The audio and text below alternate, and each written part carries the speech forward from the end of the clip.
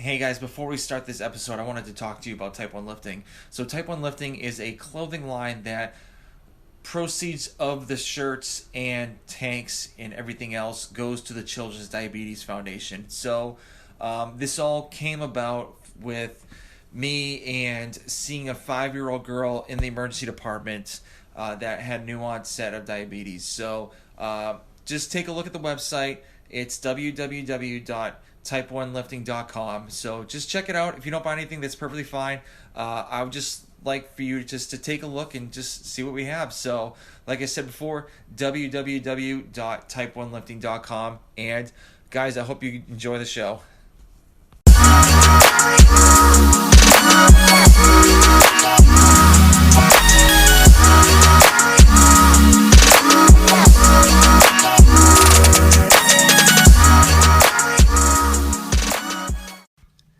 All right, guys. New year, new episode. I have another guest that was on last year, Kelly Wild. How's everything going? Good. Thank you for having me. Oh yeah, no problem. Well, thank you for coming on again. I do appreciate it. So first of all, how was your holidays? The holidays were good. They were not all we had planned at all, but we just rolled with it, and it was low key, and everyone in my at least immediate circle is healthy and safe. So yeah, so I'd call it a successful holiday season. Yeah. So I know you live in Minnesota. You used to live in Minnesota. So did any of your family members come down to California at all, or it was just the group of people that you lived with? We just hung out together. Yeah. So the plan was for myself and my boyfriend to go back to Minnesota for 2 weeks over Christmas. And then probably a week or so before we were supposed to fly out, we decided to just stay in California because the COVID cases are bad in the Midwest, and I mean they're not great anywhere. And we would have been staying with my parents who are late 60s, so it's let's just hold off. We'll wait till this clears up and dies down a little bit, and we'll just do Christmas in July. So it was just me and my boyfriend here in California. Made some good food and just kind of hung out, and yeah, pretty low key. Yeah, very great, very cool. It was just same with me with my 2 kids and everything. So, So how's been training going? I know you went back into Cal Strength instead of your garage. So how has that helped with with all your lifts and everything? It helped a lot. I was kind of at the point where I felt like I was beating my head against the wall, lifting in my garage, not getting that feedback that I needed from a coach, and lifting by yourself. For everyone who lifts by themselves on a regular basis, props to you, because I have a hard time. It's so hard. It's so hard to lift heavy. And yeah, being in California, I'm here to weightlift. So I just made the decision, I'm going to take the precautions at the gym. And yeah, so I went back, lifts got a lot better. And it was good timing leading up to, the American Open finals /nationals. Yeah. So it was good. So I think you're the only one that actually wears a mask during the workouts. So what are the precautions with COVID and everything? So you have your own bar or in your own space, or what is it like over there? Because at the gym that I'm at right now, it's melee. You can share spots and everything, and the 6 feet apart thing is it's not there anymore. So which is super interesting. Yeah. So I will share a bar with two other of our female lifters who are good about precautions as well. I'm the only one who's wearing a mask, so is it really helping me? No, but it's honestly more of just making a statement at this point, hey, it's not that hard to wear a mask and lift. Yeah. We're not doing cardio up in here either. It's so it's more of just taking a stand about it. We're doing all these other precautions, hand washing and sanitizing, but it's just put a mask on. It's not that hard. Yeah. Whether or not, you're not doing any harm wearing a mask. If anything, it can be helpful. Like, so the precautions could be better by everyone at the gym, but I'm doing what I can or what I can control. Yeah. Yeah. Awesome. So you had the Open / Nationals at your gym. Was it a couple weeks ago or? Yeah. It was the first weekend in December. So how was training getting towards that? So do you guys typically like lift heavy, like real heavy, getting close to the Open and kind of have like a couple days of like tapering? So what did you guys do before, going to that meet? Yeah, we did a 2-week taper, which basically it's low volume, high intensity lifts. So basically you're like taking your opener, maybe working up to second attempt on some days, really light work on like the accessory lifts. So we did a 2-week taper leading up. And I'm trying to think what we did before that. The cycle before was like a pretty aggressive, like 8-week cycle, where I kind of felt like I peaked around like week 5 of the 8-week cycle. So yeah, I felt like I was a little up and down heading into nationals, and it was interesting because I felt like my snatching was very inconsistent and just not great in general leading up to nationals. And then I felt like my clean and jerks were very consistent and were really good, but then day of the meet that like totally flip-flopped. So I don't know. Yeah. I don't know what's going on. So how are your sugars throughout like the whole process of like training before the Open? Were you getting like super nervous before it and like your sugars were spiking up? What was it like? So like the training leading up, I didn't really have a big weight cut because I kind of just sit at like 59 kilos pretty much, which is my weight class. So that was different than meets past where I've had to cut. So my blood sugars were pretty good, pretty consistent leading up to that meet. Day of the meet, so I wear a Dexcom, a CGM. So day of the meet was probably like 7 days into my, 10 day of wearing that sensor. Got to the gym, you have to weigh in and then I eat after. Yeah. And like do insulin after I weigh in. And so I got to the gym. It was probably like 30 minutes before weigh-ins, which is about 2.5 hours before lifting. And I get a sensor error. And the sensor error lasts it probably lasted like 45 minutes. So I'm like, so stressed out. Yeah. Yep.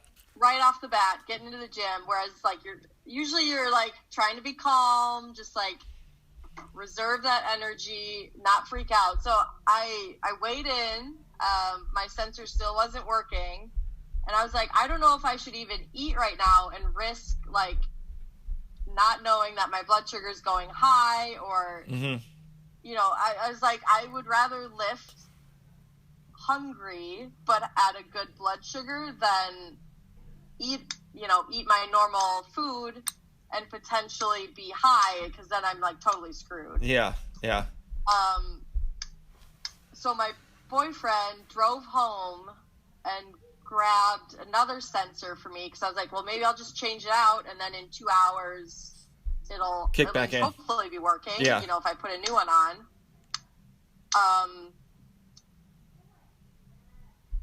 Yeah, and so sorry, you're cutting out for a second. Oh. Sorry if I'm talking over you. No, you're not. No, you keep on going. Oh, okay. So yeah, after about 45 minutes, I got a couple readings. I made the decision to eat just a little bit. So Yeah. It's kind of like aim small, miss small. So I did a tiny bit of insulin, ate just a little bit. Then I started getting some numbers, and then I would get like error signs again. So it was just like, the weightlifting meets are stressful in general, but throwing that on top of it, it was not great for like stress management, Yeah. energy management. Yep. So I think that kind of played a role, for how the whole meet went. Mm-hmm. Like I got through snatches better than expected, but I feel like by the time I was clean and jerking, I was just like very mentally exhausted Yeah. from all this other bullshit. Yeah. And then at that point, hindsight's 2020. Like my blood sugar was starting to creep up a little bit, which it usually does with meets due to like adrenaline and everything. And I did not do. I was probably sitting around like 120 going to clean and jerks, and Okay. I thought that I would be okay. Yeah. But in hindsight, I probably should have done a little bit of insulin to bring it down, or at least attempt to bring it down a little bit. Because by the time I ended the meet, I was probably around like 170, 180, which I'd rather be clean and jerking around like 70 or 80. Yeah. So overall, meet management on my end probably wasn't great. Yeah. So it was a learning experience. Yeah, yeah. I mean, so with my sensor, since I'm like relatively new to this, because I got it like almost 3 months ago, and so first of all, we need to coin the term of the Kelly Wild, where you put the Dexcom on the side of your glute muscle, because like everyone I've talked to about like where to put it, they're like, yeah, I do what Kelly Wild does, put it right on my glute muscle, and like they showed me like where they did it, and I was just like, well, you need to really coin that term. So you need to trademark it. Yeah, I had no idea that like other people hadn't done that, but it's a great spot. Oh yeah, like you're not gonna hit it doing anything. Like no, it stays put if you wear compression shorts or pants or whatever. So yeah, I've never put it on my arm, because I'm always worried about like, because I sit on like an arm, I have like an office chair with armrest, and I'm always worried about hitting that. And then like obviously on the oblique muscles, like I always feel like my weight belt will like, rip it off or something like that for some reason, because I put my weight belt on pretty tight, and it's like that's the only spot. And then like I just do a double check, I do a couple squats like after I like put it on to see if it's a good fit, and then I really don't think about it. And like that, when you were talking about the sensor like blanking out, that happened to me a couple times, and I'm sitting there like, the hell's going on? Like, it's not even 10 days. Like, I have like another day left. Like, what's the deal? So it's super frustrating when that happens. I've heard some people say like, if you're leaner, you tend to get more sensor error signs. So I don't know if it was because I was like a little extra lean. Yeah. I don't know. That might just be whatever. Yeah. But, yeah. Do you like the Dexcom though? I do. I do. I still have it on right now. So it's like, I just switch from cheek to cheek every 10 days. So, but it's a game changer. Like, I don't prick my fingers. I don't like, it's almost like when I had the Libre for the first time. I was like, when I had the Libre, I was stressing out like super hardcore, because I'll look at my blood sugar to be like really high, take a couple units of insulin, check it a little bit later, and then take more insulin. Then it would just go crashing down. And then like, you know what? My readings are from like 60 to 200. So I know that's pretty high for some people, but it's just like when I go to sleep, it'll go off. But that's another thing. Like, sleeping is an issue. Like, because when I get high sometimes before I go to bed, and then like every 15 minutes or 10 minutes, it just goes off, and it's just like, I just want to lay down and sleep. And I know it's gonna go down, and it's at the point where I just shut the app off, and it's just like, I don't want to listen to this every 15 minutes. But so I mean, other than that, I mean, I like it. It's. I mean, I'm definitely gonna keep it. So and I just need to wait for my insurance to hit my deductible in February, and then pay for it again. So because it's not cheap. But anyway, so back to the nationals. So how did you place at it? Like the whole, like, how many people were actually in your weight class were there, and what was it like since you were working training at Cal Strength? Like, how did they handle the the times and like the lifts and all that stuff for you? Yeah. So in my session, I think we had maybe like 12 women. I don't know what, because I think they did, so I was in the A session, and I think there was a B and a C and maybe a D session as well. So total number of women was probably around like 30 to 40, I would guess. And yeah, so it was all virtual. So Cal Strength, they were amazing, like setting it up. We had like TV monitors. We had all our coaches there. We had some gym members who were like doing weight changes for us. So it's like, it was great because I didn't have to worry about any of it, you know, like figuring out numbers and things like that. Because it's significantly harder trying to figure all that out virtually versus an in-person meet. Yeah. So I am very grateful because we had all hands on deck, helping set that up. And then it was just like a good environment. Like we kind of created a meet-like environment. Like we had the platforms and, I mean, just the people who were helping were there to watch. So it wasn't like we didn't like invite people to come watch. Yeah. But it wasn't like I was lifting in my garage, which I'm sure other competitors had to do, which would be terrible. So I think we created a better environment than what the average person had. So I think that definitely contributed to my success as well as like our team's success. So that was great. Like for a virtual meet, it went really well, I think. And I know there are some meets in the future that you have the option to be virtual or show up to the meet. So I think we'll continue rolling with the virtual side. Okay. Just because it went off, I would say, pretty much without a hitch for all of our lifters. So that was awesome. Did you go 6 for 6? No. No? No. So I went 3 for 3 snatching, which like I never do. Yeah.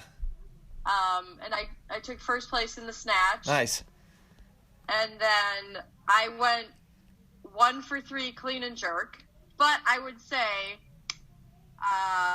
so my first clean and jerk, I hit it, and they called me for a press out, which I would argue was not a press out.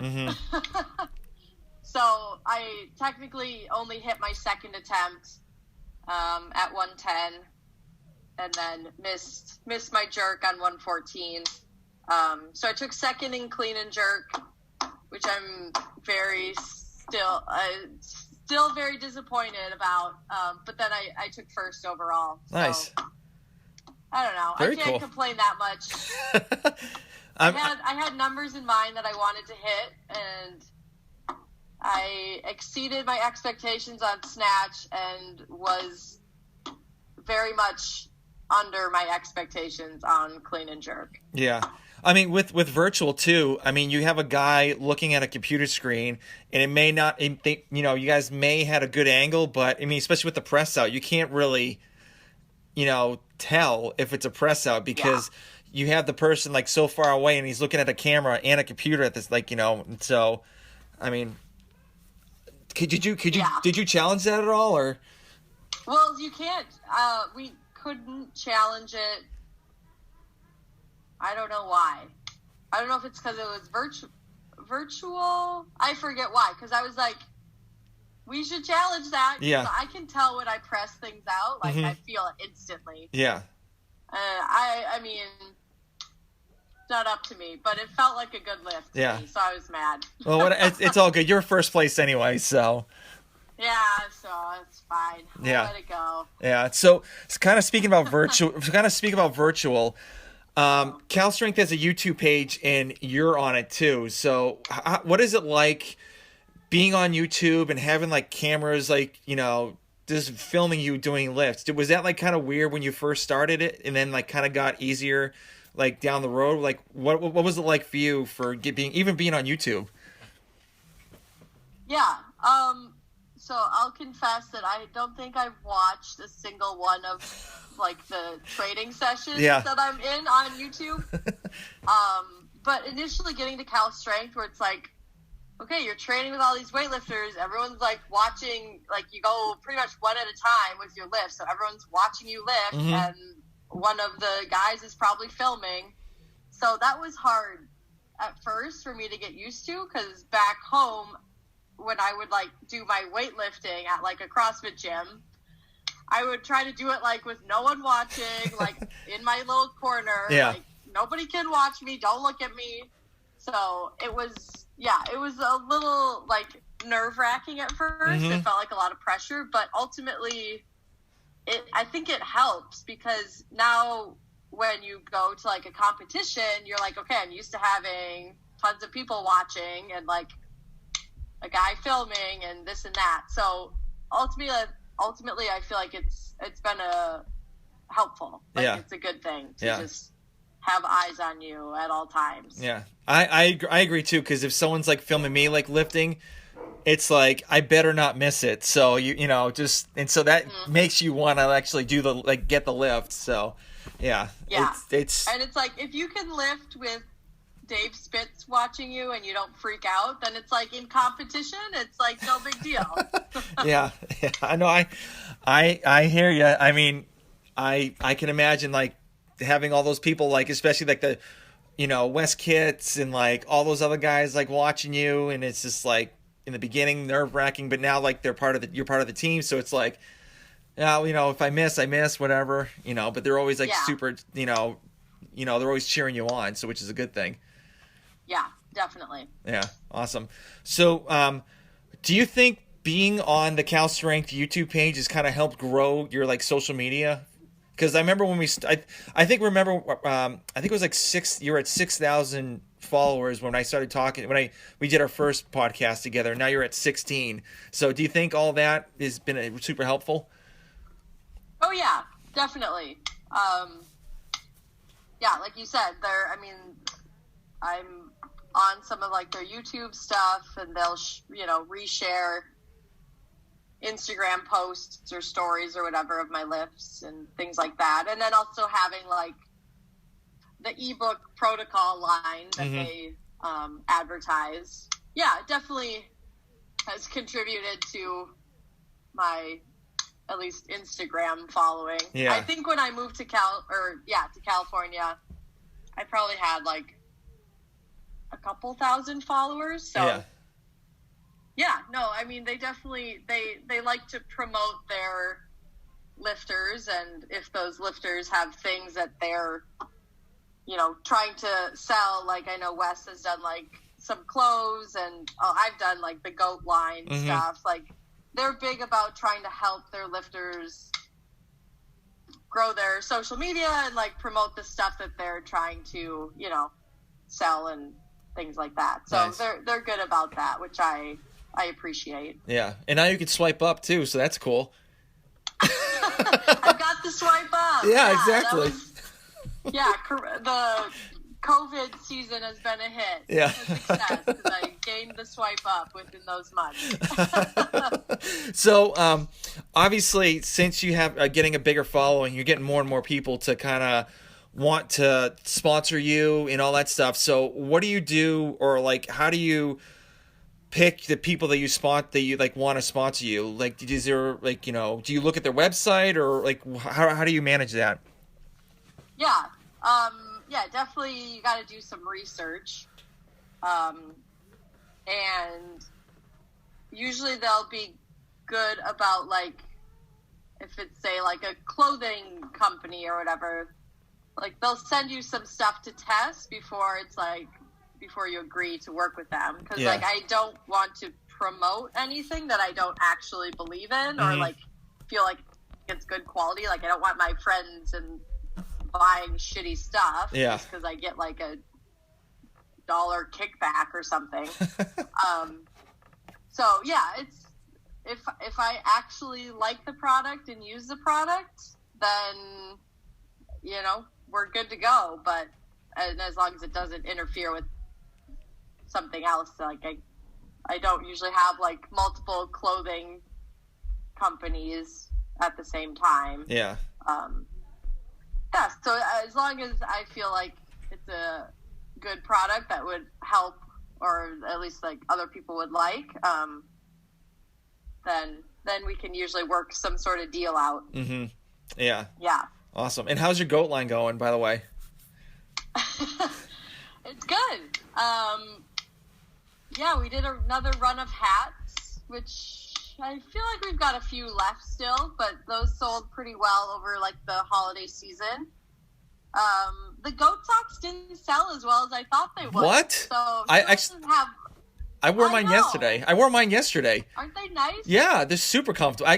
Guys, if you go on Cal Strength and get the goat socks, Kelly Wild's goat socks, they're by far one of the best socks that I have, and I have like 64 pairs of socks, so I can attest to that. So yeah, like I took the time to find some good quality socks because I'm all about good socks. Yeah. So we've still got a few of those. But yeah, I don't know what we're gonna do next for the goat line. Yeah, more t-shirts or pocket t-shirts, tie dye. Oh, I love tie dye. We should do a tie dye.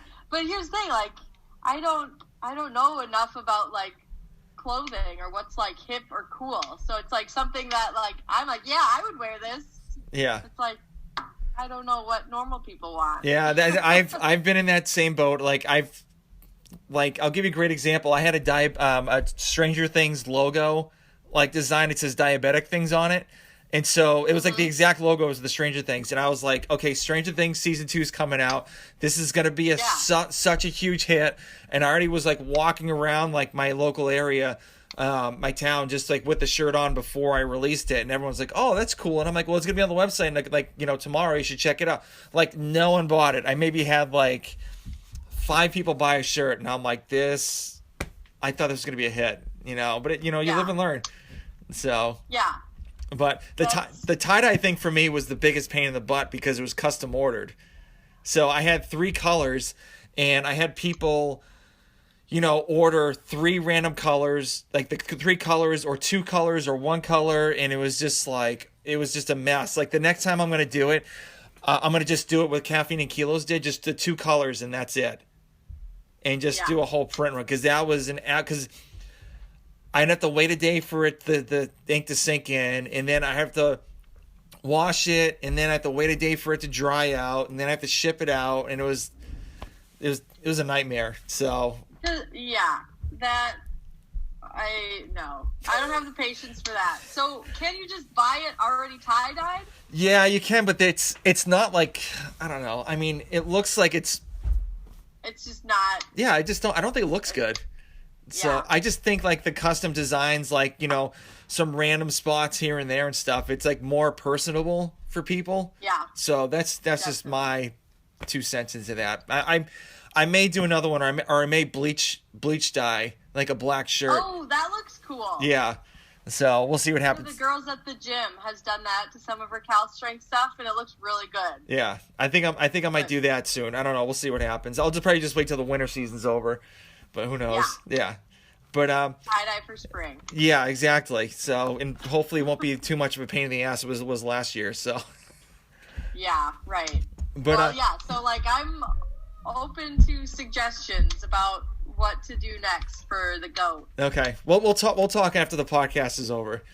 So, okay. So you during quarantine, you actually released a ebook called 360 Core. Now, what was the reason why you? Yeah, I know you have like a slew of other books, like the hip mobility, shoulder. I don't remember off the top of my head, but there's like I think you have like 6 of them out right now. But this one came out during quarantine. Why did you make this book?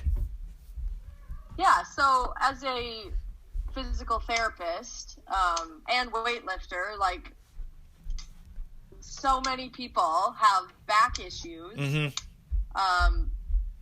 And so that was the main driver. It's like, okay, how do we get these people back to lifting or, being able to bend over and pick things up?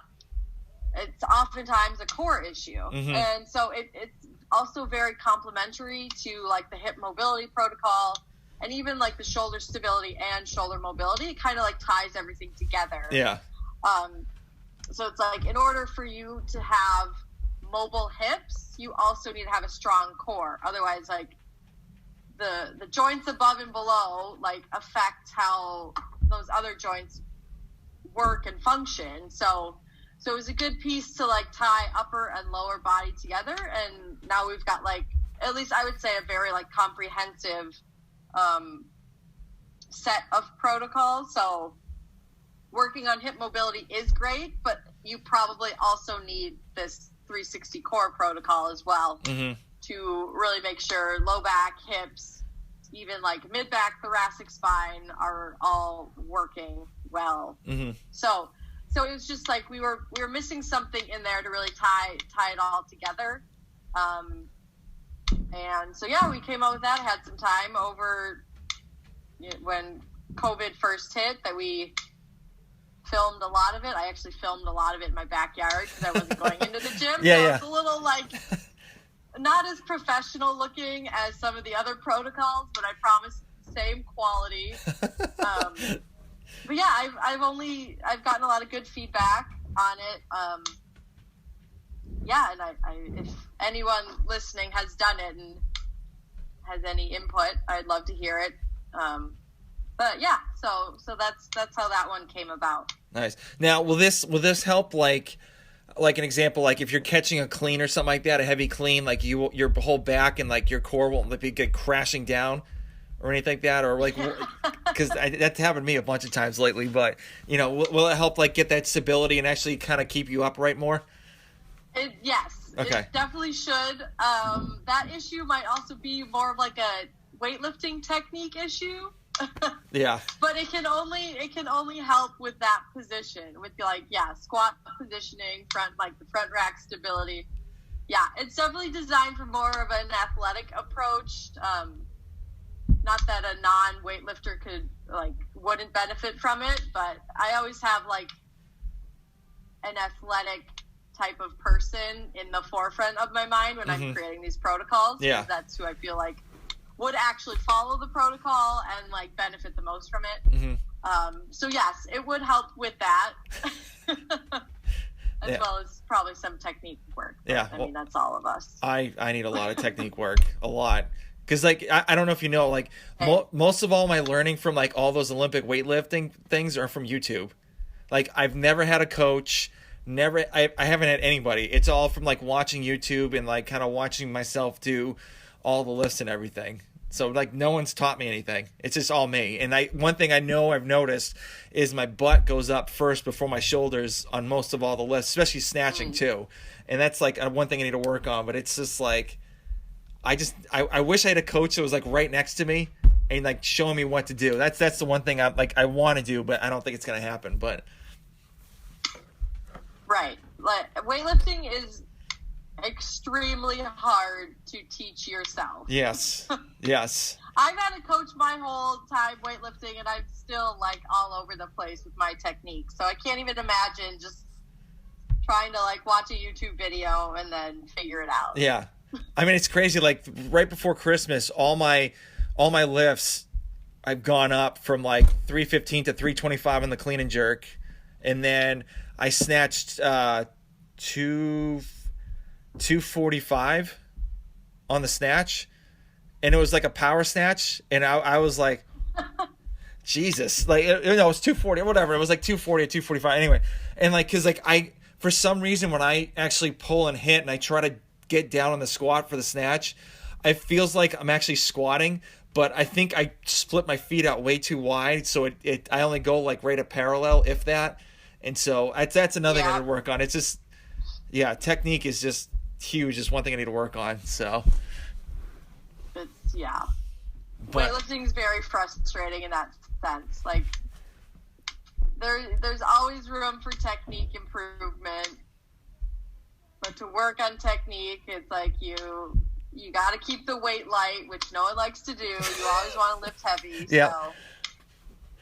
Yeah, it's a love-hate relationship. Yeah, that's me on Sundays. I try to like PR my lifts like every day because I wanted to hit those numbers, and I'm like, I know this is like really really stupid, but I just want to PR both these lifts because I've been wanting. That's like one of the goals of like this year was just trying to hit those numbers, and I was like, just try it out, and if it doesn't work, whatever, and then it gets absolutely smoked on Monday. Wake up and you're like, oh my god, why did I do that? And then take it like do like light work, and then kind of work your way back to lifting on Sunday again. Yeah. But yeah, I mean, whatever. Yeah. See what happens. But yeah. Do you have any other ebooks you're trying to you're producing anytime soon at all, or any other protocols that you're looking to do? We don't have any protocols coming out. But we're kind of throwing around some other ideas, maybe doing kind of like live workshops. Okay. We haven't quite ironed out what that looks like yet, though. Mm-hmm. Yeah. Are you still doing that? Are you still doing the mobility training once in a while, like the Zoom live ones? Yeah. So that I'm doing Sunday mornings, or at least it's morning on the West Coast, 10 a.m. With my new PT schedule, I had to cancel my weekday mobility classes. But yeah, so I still do it Sunday mornings. Which I mean is nice for me to actually do some mobility on Sundays. Yeah. But yeah, it works for at least most of my regular people who are doing it during the week. So yeah, still doing that on Sundays. Yeah, just gearing up now for combine training at Cal Strength. So we always get some college football guys in. Yeah. So I usually do a lot of physical therapy work with them because they usually come in pretty bruised up. Yeah. From their season. So, yeah, just gonna weather that storm for the next few months, and then figure out about this live workshop thing that we're still trying to figure out. Yeah. So speaking with you're dealing with college players that are entering the draft and stuff. So how do you do that? I mean, obviously this year was almost like a wash for some college athletes, and they played a lot less games because of COVID. So how do you what do you do on a typical day with these guys for the combine stuff? So I'm really only involved with one-on-one physical therapy stuff, depending on what each specific guy needs. But we've got our speed and strength coaches, and then the positional coaches who come in and work with them. So they're doing field work. I don't know if it's in the morning they do field work, and then they come into the gym and learn the Olympic lifts and get the lifting side in, because then they test bench press and things like that. So there's a lot of technique work in the weight room. Then they do a lot of accessories, and then they have meetings with the positional coaches, and even just interview practice, because they they undergo an interview process with various coaches, NFL coaches and things like that. So yeah, we put them up in houses, and they're here pretty much for 3 months. Wow. So yeah, it basically is like a gym takeover for 3 months. Yeah, it's crazy. So are you, do you does your mouth drop sometimes when you see some of these college players with no, their mobility's garbage, and they're throwing up the crazy amount of weights, and you're like, how the hell is this guy doing this? Yes, it is. You'd think that these guys were totally bulletproof, and I had one guy who was he had an ankle issue. Say it was his right ankle, and I'm like, okay, balance. Can you just do a single balance on your left leg? Let me just see where we're at, left versus right. And it's the left side was his good side, and it's he can't even balance on one foot on flat ground. And I'm like, how are you playing? What? So yes, I am consistently astounded by the things that they're lacking, and just their sheer athletic ability to overcome these glaring issues. Yeah. So yes, yeah, it's always fun. It's always interesting. There's always a few where I'm just like, how do you even like walk and like function day to day, let alone like play elite football? Yeah, exactly. Yeah, I'm in awe too, and especially they're like the technique is garbage too, and I'm like, how are you able to do power clean like 315 and like you can't even like rack your elbows like out? It's like pretty much always pointing right down to the ground. It's just like how is this possible?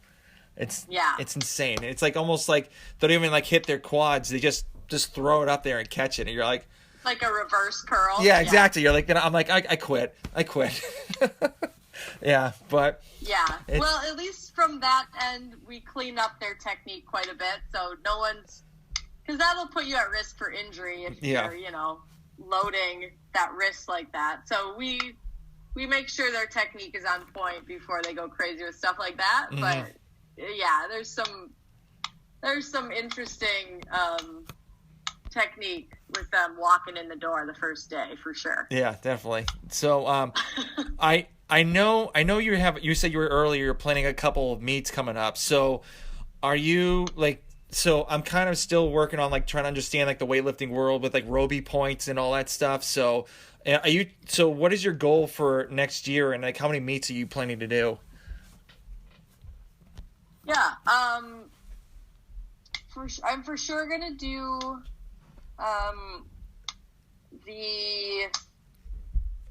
I think it's AO1. It's in March, first week of March. Mm-hmm. And that is either you can go to Salt Lake City or you can do it virtually. So I think we'll go the virtual route for that.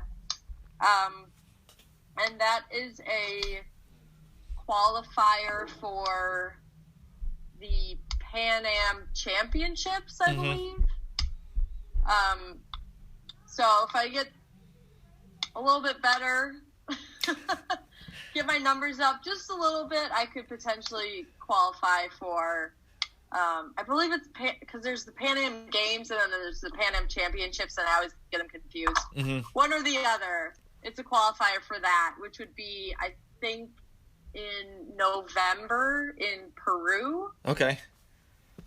So I mean that's I feel like it's a little bit of a long shot for me to qualify. My coach is like, "Oh yeah, you can do it." But, yeah, you can do it. Yeah, if you got first place in this meet, I think you'd be fine. Yeah. So we'll push for that. Depending how that goes, I would then maybe do nationals, which I believe is at the end of June this year. So that's a potential. And I think that's in Detroit. And as of now, you got to show up to Detroit for that one. Okay. So that one's probably in the mix. And then, yeah, it kind of depends on how those two go. Okay. Very cool. Yeah. Yeah. Awesome. So with all this COVID thing going on, and I know you're in the medical field, what, like, are you looking to take the vaccination at all, or are you just kind of like not wanting to do it, or what's your thoughts on that? Yeah, no, I definitely would take it whenever it's offered to me. Yeah. I'm just not in like a hospital setting, so I'm not like first on the list. So I feel like I'm probably with general population people. Mm-hmm. And from what I've heard, at least like in the county that I live in, realistically, it probably won't be offered to Gen Pop until like April or May. Yeah.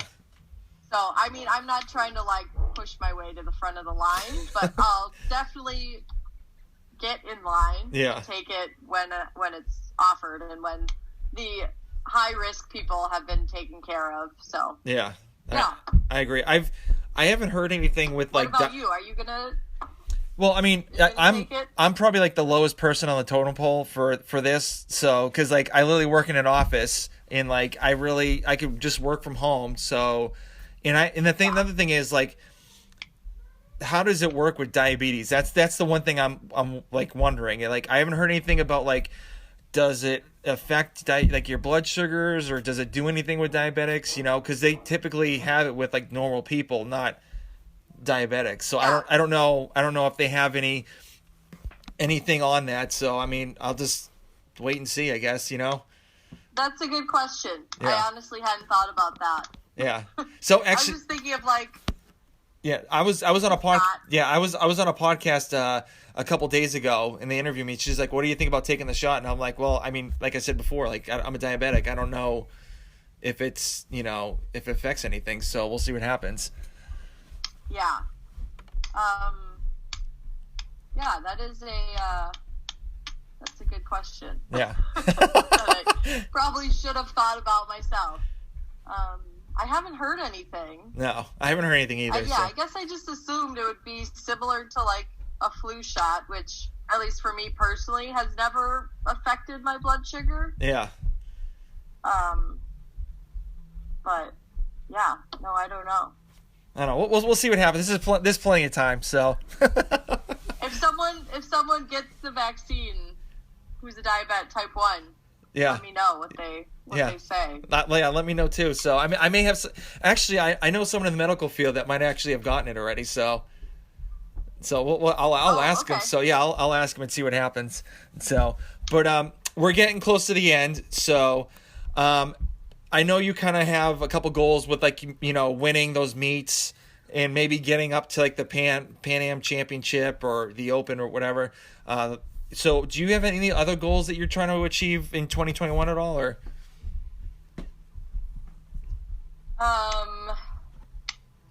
That's a good question. My goal is to be able to go home and see my family at some point. Mm-hmm. Yeah. I would like to get some of my trips back on the books. Mm-hmm. Yeah, other than that, I'm just trying to like grow my PT practice into a more of an athletic population, kind of like the people I feel like I connect with the most and can help a lot. So Yeah. just trying to work that in, and then get these live workshops going, because I think that'll be helpful in terms of like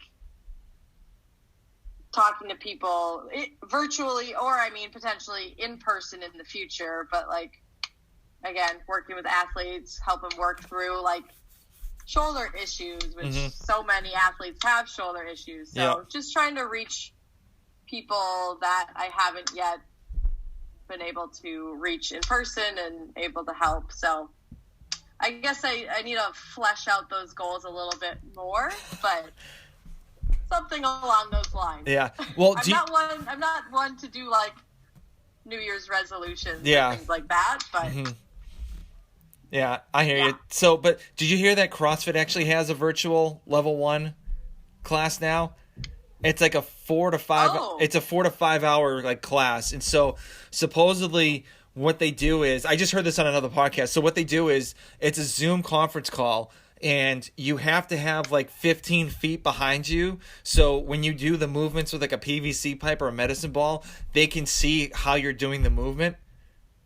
And you can get critiqued by that way and stuff like that. And they go over like the classroom setting and like all the learning of like the level 1 stuff that you need to know. And supposedly it's like 4 to 5 hours, and you have to watch the videos too. And if you like stop the video within like 10 seconds of it ending, you don't get credit for it. Or even if you like leave like a minute early from the Zoom thing, you don't get credit.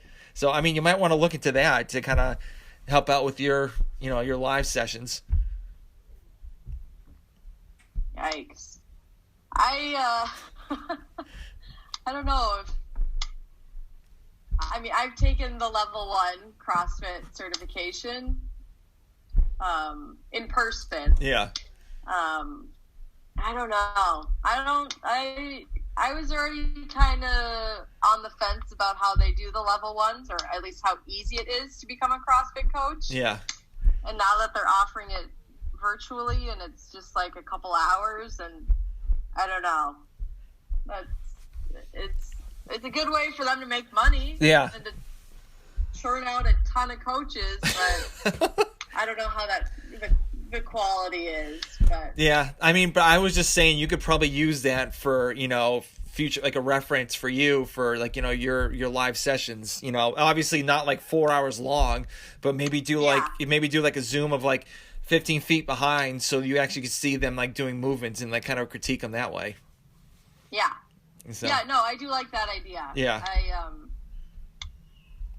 Yeah, we gotta, like I said, flesh it out a little bit. Yeah. Yeah, no, I like that idea. Yeah. My thing is screw it, just do it. So, and then you just work out the kinks after. So. Honestly, that's so true. Yeah. Like, stop thinking about it. Just do it, and you'll figure it out as you go. Yeah, that's how pretty much be more like that. That's how much I pretty much started the t-shirt company and the podcast. So I was like waiting on people, and I was like, forget it, I'm just gonna do it myself. And then I just did it, and I'm still doing it. So. Yeah. And then, three more questions. So, obviously, we talked about a book, like a self-help book or a fiction book that you like. Do you have like a new one at all that you've been reading, or? Ooh. Well, I just so any kind of book? Yeah, any book, whatever. Is that what we're talking Yeah. about? Oh, okay. I just started Ready Player 2, which if you've read or seen Ready Player 1, that book is awesome. And the movie is good too. So yeah, started Ready Player 2. My dad sends me like a lot of books, like nonfiction. They just randomly show up, and I'm like, okay, this has to be from my dad, which I appreciate very much. So I just read one about the 1918 pandemic. Okay. Which great timing. So that was, I think it's called The Great Influenza, something like that. Okay. So it was more like science-based, so if you're like into learning about how they make vaccines and things like that. Mm-hmm. So it was, good timing for what's happening now. Yeah. So that was good. Just read the RBG book, which for me, not having like a law degree or law background, is kind of hard to get through, not gonna lie, because there's a lot of law terminology and like various cases she was on, but it's like you got to read it. Yeah, it's RBG. So, so now, and I just read Silence of the Lambs. Okay, all right. So it's one of my favorite movies. I don't know what that says about me, but it was a really good book. Yeah. Okay. Was it just like the movie, or was there like something extra to it? It honestly was pretty much just like the movie. Okay. But I still loved it. Like, I've seen the movie a million times, and I was still like up till like 1 a.m. reading the book. So I was like, oh, it's so good. So if you're into like scary, weird crime stuff, that was a quick read. Okay, cool. Very cool. The last question, we already kind of went over it of like, what do you expect? What would you tell a new diabetic what to expect in their life? So we don't need to talk about that, but, do you have, because you probably say the same thing anyway. So, where can people reach out to you if they have any questions about like your ebooks or your goat socks, get the goat socks, and like hats and everything? I am definitely most active on Instagram. KellyWild8 is my handle. So I get like messages all the time on Instagram, and I feel like I'm pretty good about responding back, especially if it's a diabetic. Mm-hmm. Like, love connecting with the diabetics over Instagram. So that's probably the best way to reach me.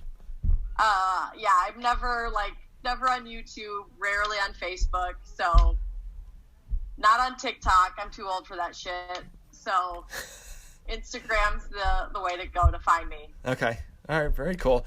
All right, well, hey, thank you very much for doing this again and being a returning guest. So I thank you, and congratulations on the Open of the Nationals, whatever one that was that you placed first place. So that's super cool. Yep. And seeing a diabetic actually get first place is even better. So, but thank you very much. Yeah, and I do appreciate it, and we'll talk later. Okay. All right, sounds good. Thank you.